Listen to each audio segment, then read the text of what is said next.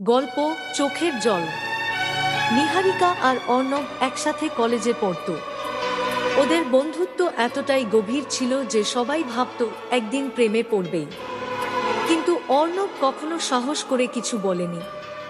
ও শুধু চুপচাপ পাশে থেকেছে, প্রতিটা সমস্যায়, প্রতিটা হাসিতে। একদিন অর্ণব জানতে পারল নিহারিকার বিয়ে ঠিক হয়েছে।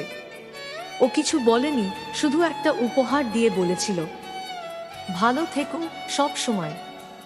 বিয়ের রাতে নিহারিকা উপহারটা খুলে দেখে একটা পুরনো ডায়েরির পাতায় অর্ণব লিখে রেখেছে, তোর সব কথার ভেতর আমার না বলা ভালোবাসা ছিল, তুই বুঝিসনি।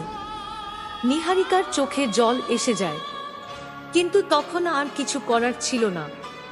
কিছু ভালোবাসা শব্দহীন থেকে যায়, আর কিছু চোখের জলে।